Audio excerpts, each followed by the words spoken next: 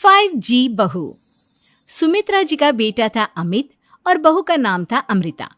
सुमित्रा जी की बहू की बातें सुनकर ऐसा लगता था कि जैसे वो बहुत इंटेलिजेंट है, क्योंकि उससे कभी भी कोई भी सवाल पूछो फट से जवाब दे देती थी।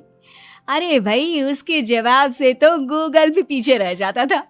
और इसलिए कम से कम सुमित्रा जी के घर में तो किसी को भी गूगल की जरूरत ही नहीं पड़ती थी।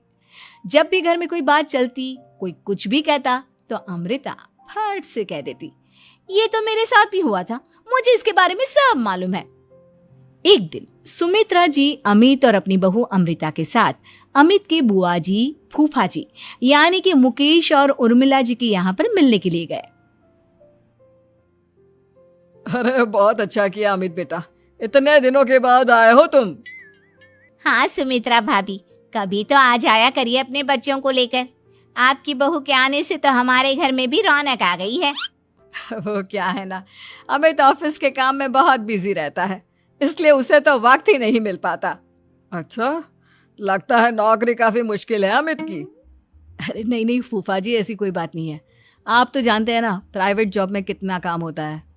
अरे कोई समझे ना समझे, मुझे तो पता है प्राइवेट नौकरी में इतना काम करना पड़ता है कि इंसान की आफत आ जाती है।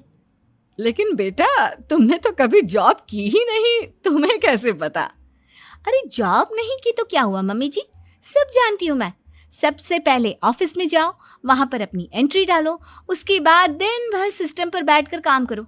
चारों तरफ कैमरे लगे होते हैं, आप अपनी नजर इधर की उधर नहीं कर सकते। उसके बाद दिन भर बॉस की चिक चिक सुनो, वो अलग से।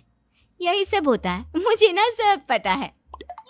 अरे बहू रानी तो काफी इंटेलिजेंट है, हर बात की खबर है इसको।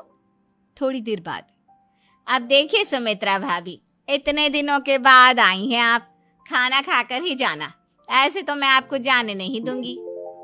वैसे बुआ जी, खाने में क्या बनाया है?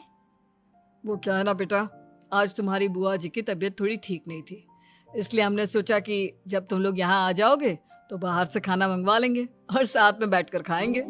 लेकिन बस प्रॉब्लम इतनी सी है कि मुझे बाहर से खाना ऑर्डर करना नहीं आता।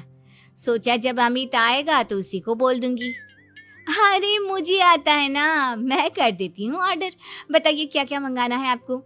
इटालियन, कॉन्टिनेंटल, इंडियन, पंजाबी, सब पता है मुझे। क्या बात है बहू, क्या घर में भी खाना रोज बाहर से ऑर्डर करती हो? अरे नहीं नहीं नहीं बुआ जी, ऐसी कोई बात नहीं है, बस मुझे ना सब पता है। कोई बात नहीं अमृता, मैं अपने फोन से ऑर्डर कर देता हूँ।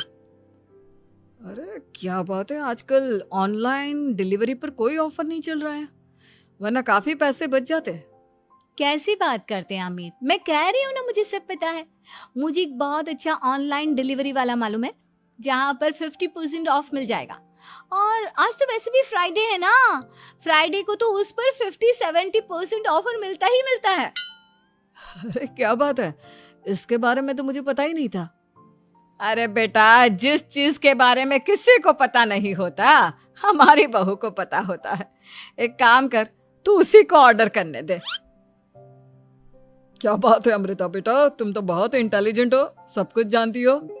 कुछ दिनों के बाद सुमित्रा जी की कुछ सहेलियां उनसे मिलने के लिए आती हैं।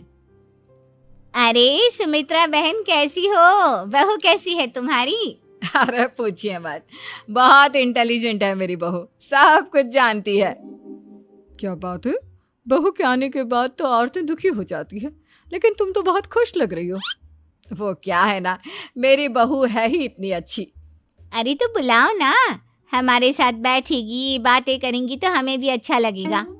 सुमित्रा जी अमृता को बाहर बुलाती हैं और उसके बाद सब लोग बातें करने लगते हैं। क्या बताऊं, कुछ दिनों से घुटनों में इतना दर्द हो रहा है कि चला भी नहीं जाता। अब बुढ़ापे में तो ये सब चलता ही रहता है, क्या कर सकते हैं। आंटी जी, आप योगा करिए, योगा और साथ में ना काले तिल खाया करिए, आपके घुटनों का दर्द भाग जाएगा। लेकिन तुमको ये सब कैसे पता बेटा? अरे मेरे भी घुटनों में दर्द होने लगा था, मैंने योगा किया और काले तिल के साथ गुड़ मिलाकर उनके लड्डू बनाकर खाए, एकदम ठीक हो गए हैं मेरे पैर। अमृता, ये तुम क्या कह रही हो, इतनी कम उम्र में तुम्हारे